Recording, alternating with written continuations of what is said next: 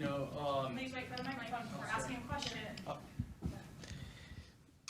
Geno, in the first quarter, I think it was, Sarah Strong had a couple missed passes. She ended the night with 6 turnovers. What was going through your head? Probably a lot more than was going through hers. So, some of it was just, I think, carelessness, and, and we talked about it, and there were none after that. So I think sometimes she tries too hard to make a play for somebody else. And most of the time she gets it right. And sometimes she tries too hard to make things there, to make things be there that aren't there. It seems like you've started to get some consistency from Sarah Williams. Just what in the last couple weeks have you seen from her development-wise? A little more aggressiveness, I think she's rebounding the ball more consistently. That's something that we've talked about. She's becoming more comfortable as a passer, So all in all, I think little bit at a time, the improvement is obviously very, very noticeable. And, we're going to need it down the road. And I think she'll keep getting better at it. Geno, you just mentioned Sarah, and there are segments of the game where you see Blanca, and I think, like, wow, how do you take her off the court? How do you go about developing the right rotation and the right roles and minutes handed out on a team with so many capable forwards? Well, there's not enough minutes. That's just the bottom line. I mean, if there was 48, it might be a little bit easier. If you had less players, it would be a little bit easier. But, the situation we find ourselves in, there just aren't enough minutes for everybody who you'd like to get minutes for. So you do the best you can, try to find the right combination as much as you can. I think sometimes in that fourth quarter, you look out there and you go, obviously that's not a great combination, but what are you going to do? What are you going to play guys 35 minutes just because you want it to look good?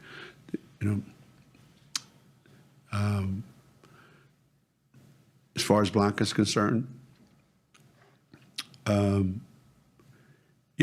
I would say Blanca helps me out with that because she does just enough things out there to make it easy to get her off the court. Coach, 6 assists from Kaylee today. Looked like she had a bit more control of the offense. Did you notice any shift from her after the trip back home from USC? Do you think that was more of a one-off, or is that kind of like a wake-up call for her? I don't know. I think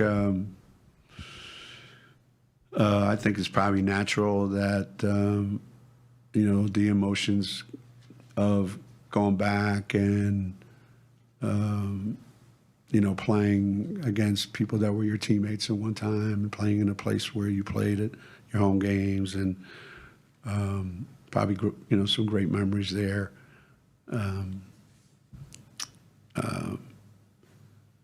I asked her, why would you, when she fouled the kid taking a jump shot late in the game, and I asked her why she fouled the kid when in a 30-point game.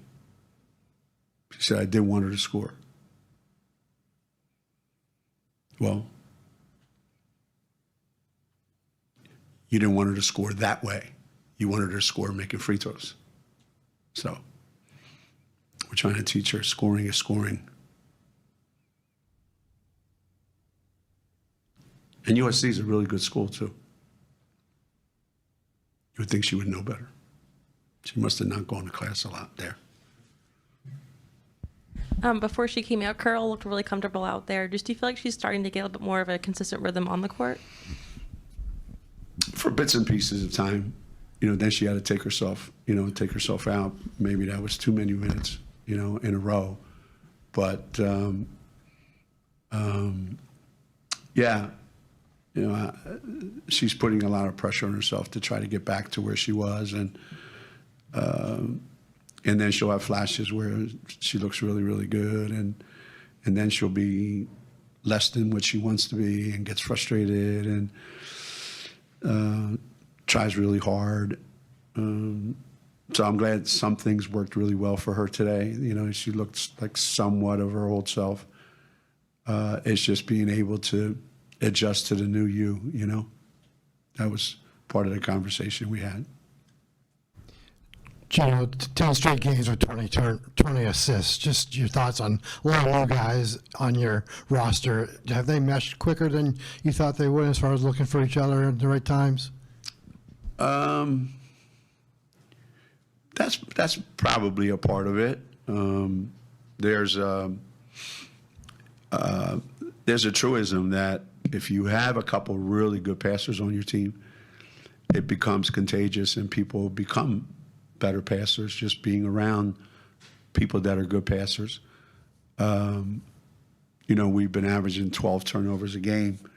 Doesn't sound like a lot, when you're scoring 90 points a game. And we had 11 in the first half. But it's not. It's not a part of our game where we're missing opportunities because we don't take advantage of them. We're a good passing team, and it's just usually involve two things: a person that's good at passing the ball, and the person they pass it to is good at scoring.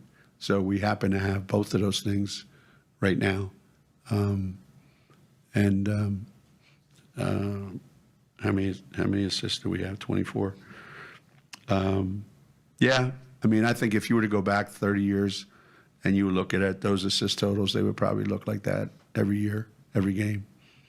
It's just kind of who we are, So it bugs me when the ball gets stuck, like you're watching today and the ball's stuck on one side. The ball's stuck, everybody's looking at each other. I like when the things just keep moving, and the ball's moving and people are moving because it does help you become a better passer. For the players that aren't necessarily in the rotation right now, is there still a way for them to show that they can perform and get back in? Like in the NFL, coaches say that first teamers get the snaps in practice and everyone else is scout team, so it's hard to break in. But are there still opportunities for those players to show that they deserve more minutes in practice? Yes and no. Just because you deserve them, the person ahead of you has to not deserve them. Otherwise, you have two people that are deserving, and there's not enough minutes for two of them. So you have to be efficient with the minutes you do get. And then you start to build trust, trust among your teammates, trust from your coaches, that you can handle yourself in situations where they, where the coaches are going to need you, where we want to put you in. But this idea that you can have 13 players or 12 or whatever the number is, I don't even know how many we have. How many guys played today? 1, 2, 3. How many? 12. That, realistically you can play, you can get a lot of minutes or meaningful minutes for 12 players or even 10 or 11, even 10 in a 40-minute game. It's challenging for the coaches, challenging for the players because everybody wants to play. I don't know that some of the guys that are in the rotation right now will come up to me and volunteer, hey, coach, listen, don't play me as much, play somebody else. I know it's Christmas, but I don't think they're that generous. Geno, expanding on Jim's question a little bit, can you add the defensive end to it and talk about the cohesiveness of this team? Is it where you want it, where you expected it at this point of the season, and talk about how the pieces are kind of fitting together of the big puzzle? A little bit. I think a little bit. Sometimes, sometimes you play great defensively. I thought we were better defensively against USC than we were tonight, simply because the quality of shots USC got were not high percentage shots. Sometimes your defense looks really good because the other team misses, and so for me, I look at what kind of shots did they get? Did they get open shots and just miss them? Or did we do a great job not letting them have, we're trying to concentrate really, really hard on taking some things like in today's world, you have to be really, really good defensively defending the three-point line, and I think that's something that you're constantly working on. So that's something that I'm never satisfied with. And you have to be really good at your transition defense. And that's something that most coaches are never satisfied with. And you have to be great at defensive rebounding. So if you can do those three things, then your defense looks pretty good, Did I think we would be this good this time of the season? What's our record? 11 games in the season. I don't know. Last year it took us a long time to become a really, really, really, really good defensive team. So I think time will tell, But I like where we are. I think we could be a lot better though. Kind of piggybacking off of that, what's working in those possessions where they're either taking a shot really late in the shot clock or you're forcing a shot clock violation when you're set up in the half court? A combination of things. I think teams that play against us, you say, well, they took a long time in the shot clock to get a good shot. Well, they want to take a long time because if they shoot too early in the shot clock, that means they either got a great shot, which would piss me off, right? So if they shoot early in the shot clock and we come down and score, and they shoot early in the shot clock and we go down and score, that's just giving us way more possessions to score more points. So teams, part of their strategy is to kind of run it down and limit how many times we touch the ball. So we have to be disruptive. We have to force them to shoot earlier. We've got to force them into rush shots. But so we try to analyze that after every game. Was it intentional, run the shot clock down, or they just couldn't find a good shot? Sometimes it's a combination of the two. Either way, it's pretty good though. If it's a bad shot, if it's run it down to 10 seconds and they get a great shot. There's teams I remember years ago we played Villanova. If they got up 40-35, they're just going to hold the ball for the rest of the game. And it was a pain in the butt, man. So you want to make sure that you're constantly being disruptive, forcing the action. Emily. Azzy's still perfect on free throws after tonight. Would you like to see her trying to get to the rim against Iowa because you brought that up? But would you like to see her trying to draw fouls, get to the rim a little bit more, given how consistent she is there? Yeah, I mean, she gets to the basket. I think maybe more. I've always been like this. That when you're a great free throw shooter, you should be going out of your way to get fouled. I remember Shea Ralph was great at it. She was such a good free throw shooter. She would foul you when she had the ball, knowing that she would get the call. she would go out of her way to make sure she got hit before. She would never shoot a layup unless somebody hit her. It was uncanny how she could do it. Some people just know how to draw fouls. So yeah, I would like AZ to be at the free throw line more often, but at the same time, I don't want her to all of a sudden get away from her rhythm of how she's playing. You know, would she shoot from the three-point line? She only got 4 of them off today. Yeah, we didn't shoot as many threes as I hoped for. To shift the gears a little bit to Saturday, just what are your thoughts on Iowa and the top 11 matchup?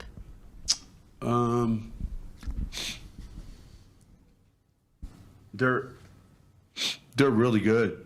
They're really good because they're really well balanced.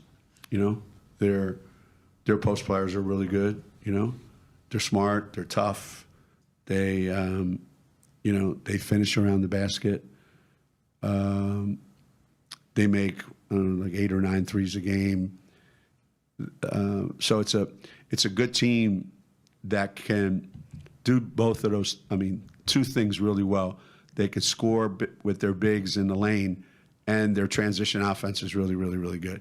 A lot of times when you have a great transition offense, you're not throwing the ball in the lane a lot, you know. But yeah, I think they're going to be a real challenge. They're going to be a real test for us to see how good our defense really is, and especially our post defense. You know, they're really good, though. They're really good.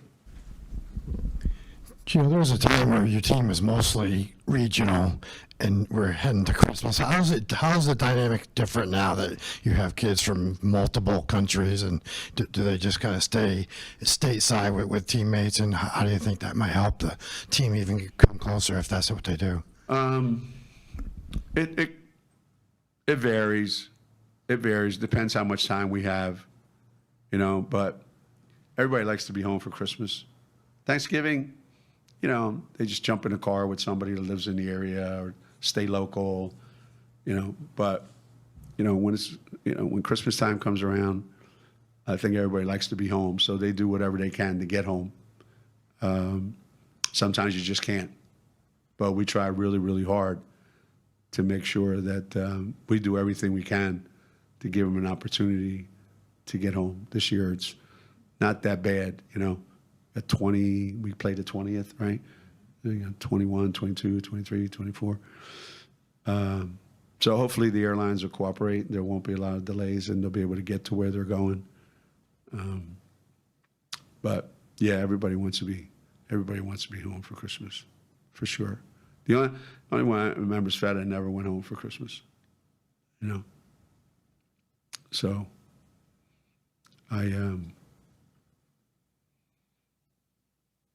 but I enjoyed having her in my house. But I've always felt kind of a little bit like, you know, I'm sure she'd like to be home, you know. So we try really hard to get them home.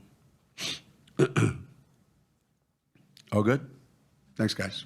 Thank you.